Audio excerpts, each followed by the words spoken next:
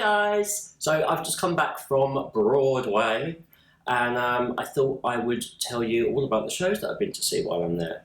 Now I've got all of my playbills, and as they all look pretty much identical on the back, I thought it would be fun rather than going through one by one, day by day. I thought I'd mix them all up and just pick them one by one randomly and tell you what I thought about them. Okay, so here we go. I'm going to go for this one.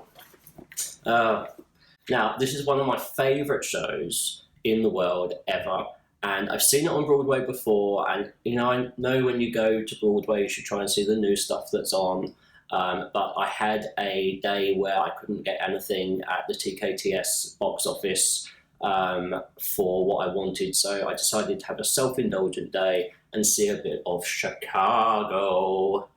Now, everyone knows Chicago, blah, blah, blah, blah, blah. It's brilliant. I was so disappointed with this show. I must have seen Chicago about 40 times over the last 10 years or so. I've seen it in different countries, different productions, touring, West End, Broadway, and I've never seen such an unloved production as the current Broadway one. It was as though there hasn't been a director in there for the last 35 years. I know the show really well, and so I noticed everything that they did that was wrong.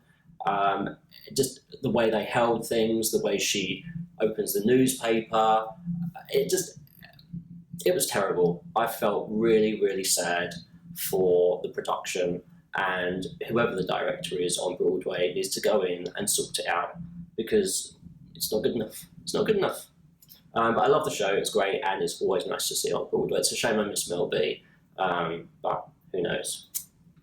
Right, second one. So I saw 11 shows in 11 days in 2 countries. So the next one, this is the second show I saw, War Paint, with Patti LuPone and Christine Ebersole. Now, I've always wanted to see Patti LuPone on Broadway. Who wouldn't? I made sure I turned my phone off so that she didn't start on me. And she was incredible.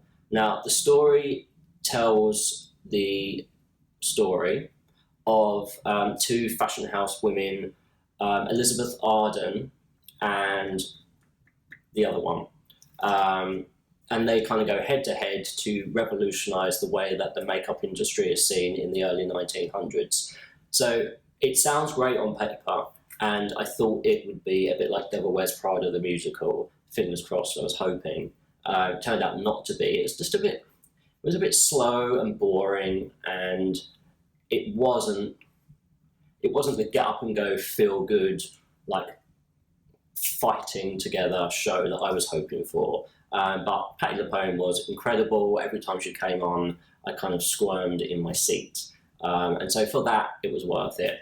But whether it's got much more of a life, I don't really know. But I'm glad I saw it anyway. Okay, this one.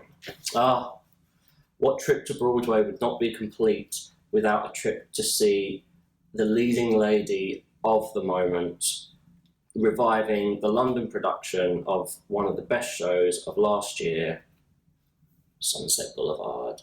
I know it's exactly the same cast, pretty much. All of the lead cast are exactly the same. But I loved it so much in London. I saw Glenn Close and Rhea Jones do it.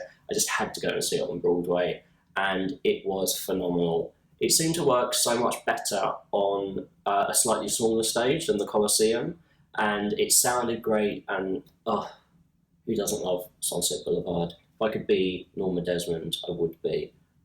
So glad I saw that one. Okay, next one. I'll go for this. It's like it's repeating on me. So I missed this show in London last year due to the wonderful London transport system going wrong and making me not have a train to get on to see it.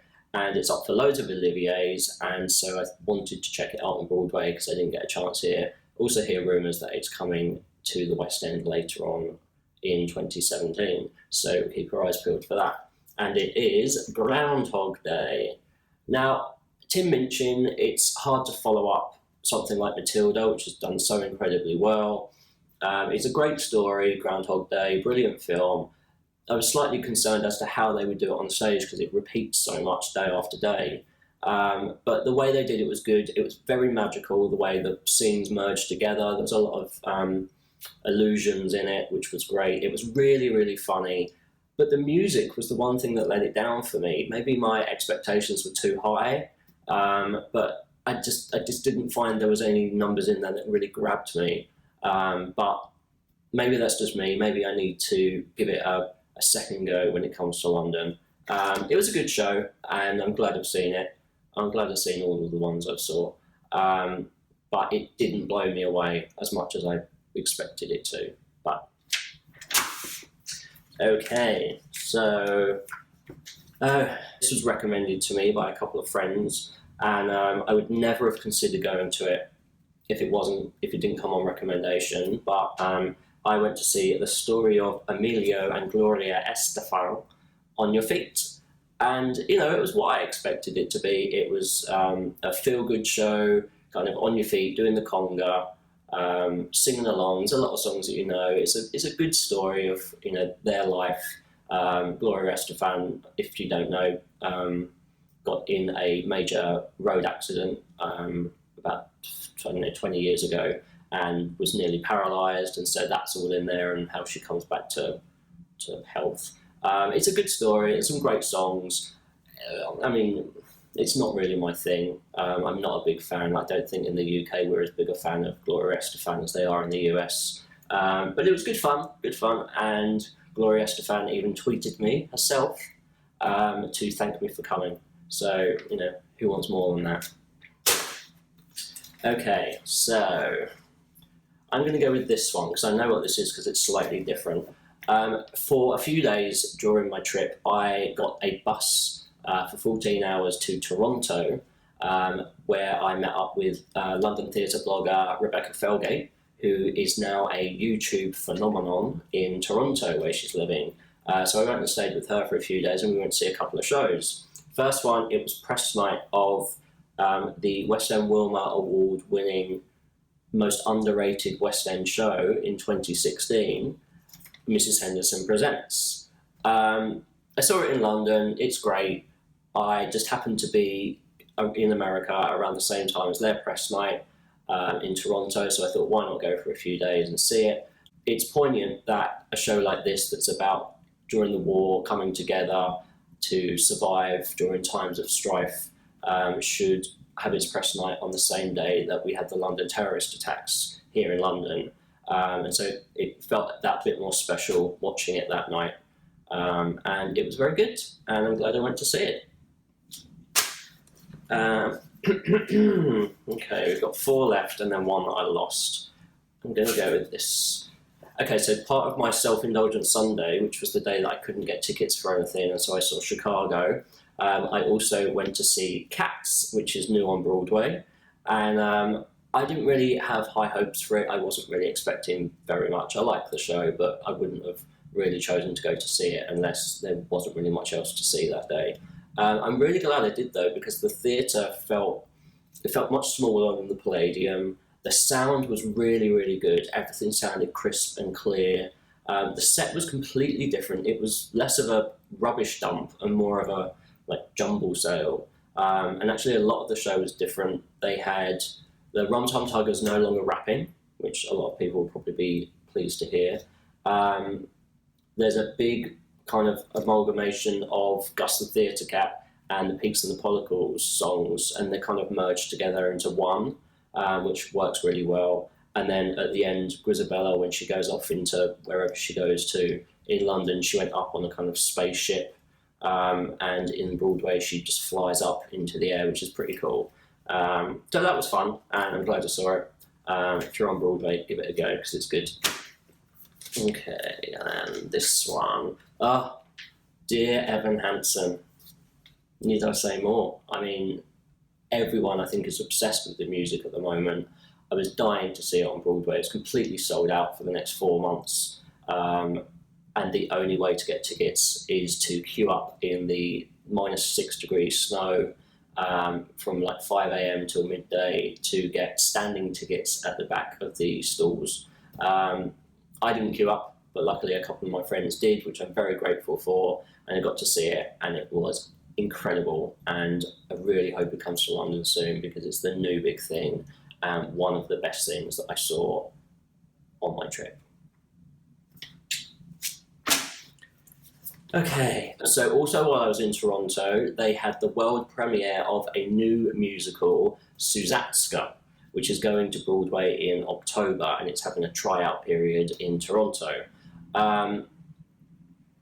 It's about a South African refugee, Themba, who's a piano playing prodigy, and his mother, who go to London to escape where they're living. And Themba's piano teacher, Madame Sousatzka, who is Russian, is very rich. They're very poor, and between the mother and the piano teacher, they struggle over what's best for him. There's kind of a divide built, and it's a case of what's best for the child and can they sort it out.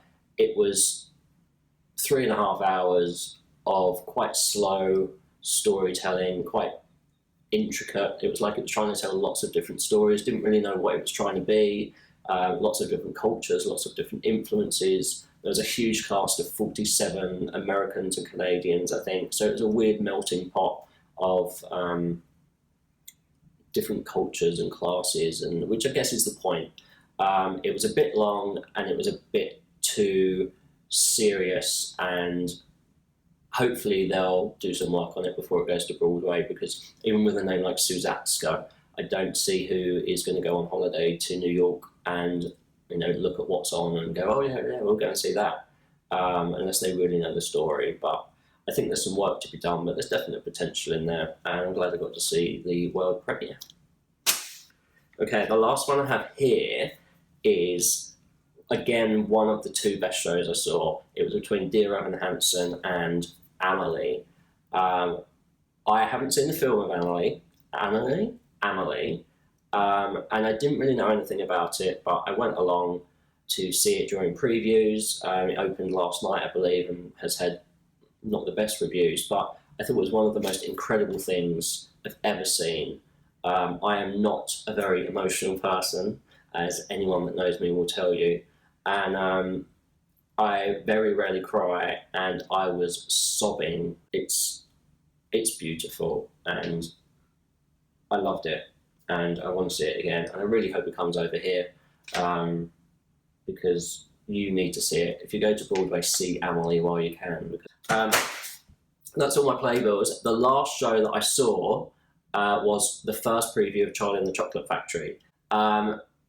Charlie and the Chocolate Factory isn't something that I loved in London, but I was curious to see what they'd done with it for Broadway, because I heard it was so different, and it's completely different. I'd say at least half of the songs have been cut and replaced with new ones or reworked ones. They originally only had Pure Imagination from the original 70s film. They've now added in the Candyman song and I've Got a Golden Ticket, and maybe even the Oompa Loompa song, I can't quite remember. And Charlie's dad isn't in this one, which he was a big part of the last one. The huge TV on the stage where they introduced all of the winning ticket holders is gone. The beds of the grandparents used to come together in two halves. Now it's just one thing that works really well. Just the whole thing was a million times better than the London production. I still don't think it's a 5-star show, but there's been so much work done to it. So that's it. That was my 11 days, 11 shows Broadway trip. Hope I haven't bored you all too much. If you like this video, give it a thumbs up. Subscribe to my channel. Leave a comment in the comment section for me. If you've seen any of these shows, then let me know what you thought of them. Did you agree with me? Didn't you? What are you looking forward to seeing? So I will see you all soon. And yeah, bye.